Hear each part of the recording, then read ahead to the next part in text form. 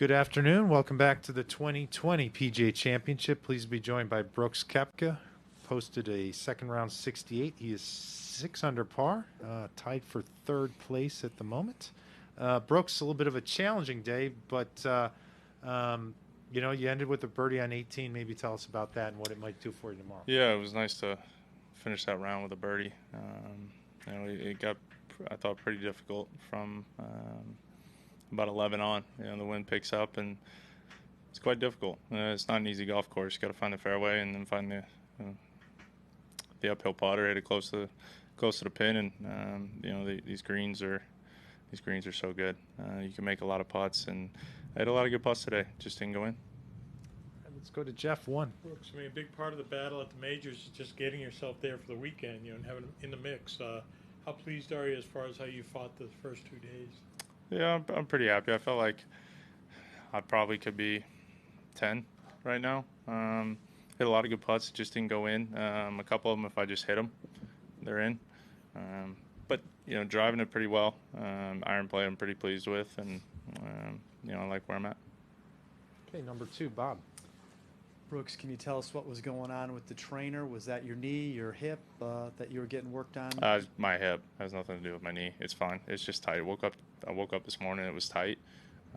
Worked out, and it got even tighter, and then we loosened it up, and it was a little tight when I was hitting balls on the range, but it's nothing to be worried about. We'll loosen it up here again, and it'll be a lot better. When he does that, it feels better, and you feel like you can go at it, no problem, or? Yeah.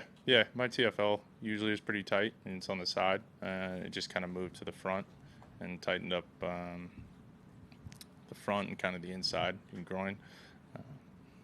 It'll be fine. That's something I'm not worried about. Okay, 3, Rex. Brooks, when you look at your statistics, your ball striking continues to get better even over last week. How much does that feed into your confidence? Yeah, I feel very comfortable with an iron in my hand. With a driver, I feel very comfortable.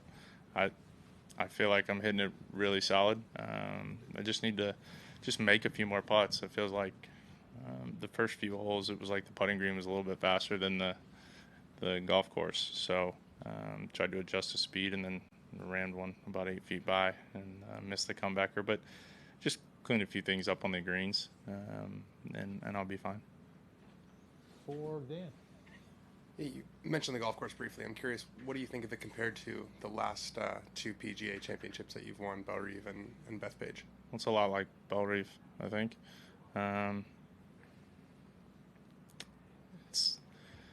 It's tough. This rough, you put it in there, you're going to be in trouble. You can't short side yourself out here. These greens are too firm. There's a lot of wind, so you really got to be able to control your ball flight, and it's kind of the same thing. But I really like this golf course, the way it sets up.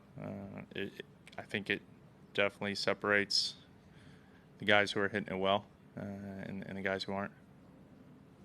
5, Ron. Kind of a follow-up to that. What's the best example of where the wind was more problematic today?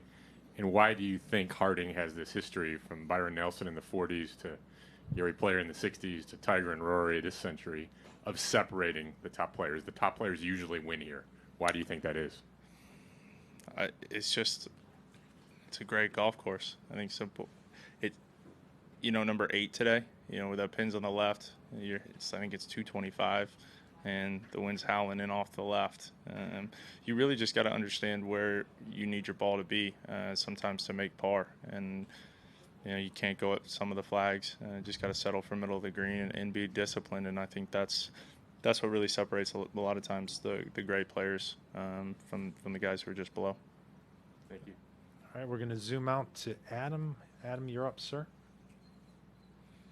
Couple things for you, Brooks. When was the last time you needed treatment in the middle of a round like that?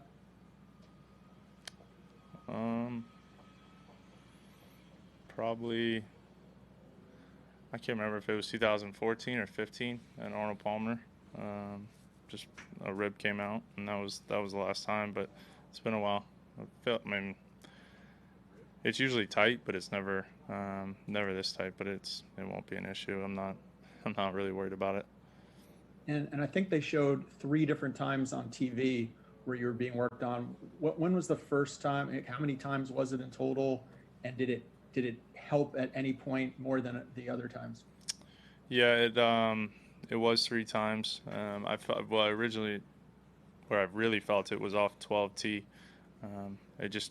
It like locked up, cramped, and I couldn't really do anything with it.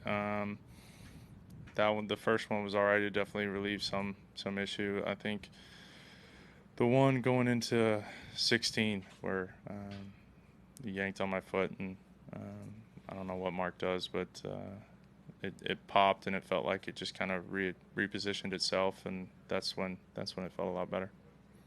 Let's zoom out to Lucas. Lucas, you're up, sir. Brooks, just going back about the course, what makes the back 9 stretch of holes challenging, particularly this weekend if the course firms up and the wind picks up? I mean, I'll start down 10. I think 10's such a narrow fairway. Those bunkers, usually you have the left side of the bunker. If they're on the right, they kind of end right where the fairway ends on the right side, but they're actually pushed inward where you've got 10 yards, maybe less of fairway on the right-hand side, so that's difficult. 11's just difficult depending on where they put the pin. 12, you really got to shape it. It's kind of the landing area is blind, so makes it quite difficult. You got to pick a good target off that tee, and then 13, you just really got to be able to shape the ball on the backside. And I think off the tee, if you can put it in the fairway, you can shoot a good number. But if you're in that rough on the backside, good luck. We're going to zoom out for one more call to Alan. Alan, you're up, sir. Hey, Brooks, thanks for taking the question. Cameron Champ said earlier today that he believed Tony Finau was, quote, by far the longest player on tour. I'm curious if statistically the 10 or 12 longest drivers on tour went out to the range and just absolutely unleashed. Who do you think would be the longest player? I have no idea. I mean, there's so many guys that got a lot in the tank, and if they unloaded, I have no idea. I've watched DJ unload it a couple times, and he's flown it 40 by me. Who knows, man? I don't know. Okay, we're going to wrap it right there, Brooks. Thanks for stopping in. Thanks. And have a good